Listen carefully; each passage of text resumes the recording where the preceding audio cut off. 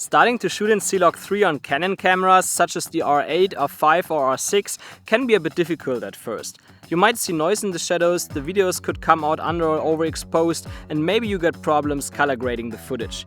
Of course, there are quite a few tutorials out there on how to do all these things, but nothing that is short and straight to the point, so you know exactly what to do. So here I want to give you an easy tutorial on how to expose and color grade C-Log3 footage so that you always get good results even if you don't have any experience working with log footage. Let's get started.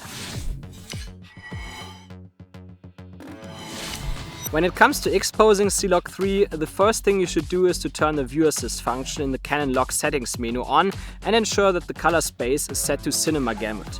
That shows the video as it will look like after color grading and saves more colors, what is better for color grading later. After that, you basically have two options to expose your shots. You either want to expose for the highest dynamic range, or you want to expose for good skin tones straight out of camera, but after applying a conversion LUT.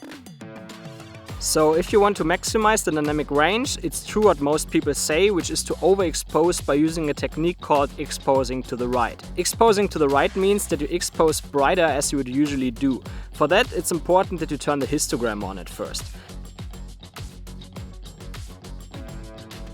To capture the maximum dynamic range, simply expose brighter until the histogram touches the right side and then dial the exposure a little bit back so that you're one step away from touching the right side of the histogram. If you have a direct light source such as the sun in the shot, this technique can be a problem though, because direct light sources should touch the right side of the histogram. So in that case, simply look on the screen to see what size you want the sun or the light source to be and completely ignore the histogram.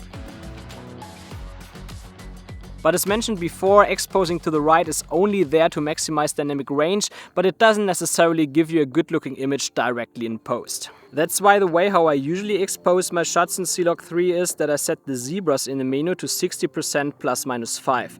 And then I simply make sure that the bright parts of my skin show zebras. That looks a bit darker on the screen, but it gives pretty good results after converting C-Log3 to normal colors during the color grade. It's still a bit too bright usually, which is good to cause less noise in the shadows, but it makes color grading a lot easier. Feel free to adjust the 60% number so that it looks good for your skin tones. So this is the way of exposing your shots that I recommend in bright conditions because it makes color grading very easy and looks pretty good straight out of camera after like a few small corrections. And I would only recommend using the exposing to the right technique for very contrasty situations where you really need the maximum dynamic range of the camera because it's harder to color grade. And I also have a little pro tip: if you don't have a person in the shot to expose for bright skin, just hold your hand in the shot, expose for the bright skin in your hand, and then the exposure is correct for the rest of the scene as well. When filming in log color profiles, when it's dark, you will likely get a lot of noise in the footage. That's why in such situations you should definitely overexpose.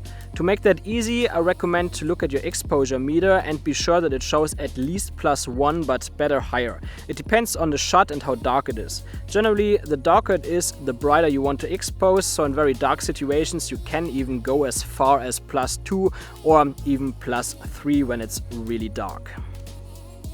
So that's how you should expose C-Log3, but depending on how exactly you exposed it, you have to color grade it slightly different to get good results. And no worries, it's actually nothing complicated. You just have to darken the image a little bit more or less depending on how you exposed, and you have to do that before the LUT gets applied, and it's also exactly the same in all video editors. So for example, here you can see that the image doesn't look good at all after I applied the LUT because this shot was overexposed quite a bit. To get that right, you simply use a three-way color correction before the LUT gets applied and you tweak it there until it looks good. It's important to do that before the LUT gets applied because if you do it after, you already lost information in the highlights during the conversion process. But let's also look at another shot here where I exposed for my skin tones.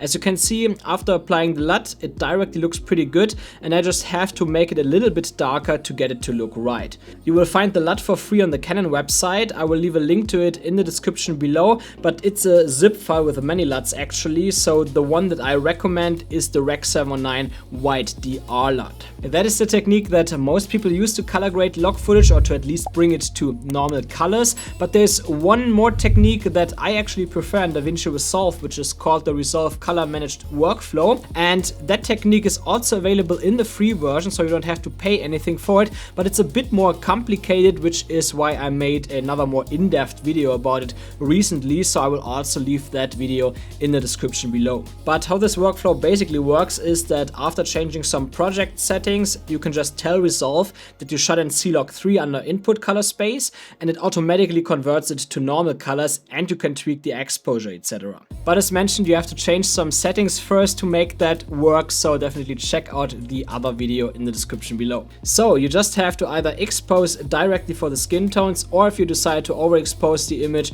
you simply have to set the exposure before you apply the LUT to get the results you want in the color grade. And if you know that, it's actually quite easy to color grade CLOG3, so try it out for yourself and let me know in the comments below how you color grade CLOG3 and how it works for you. And if you found this tutorial helpful, then please leave me a thumbs up and consider subscribing for more tutorials.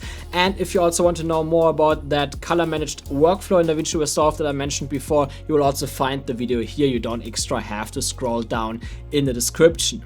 So I hope to see you in the next video.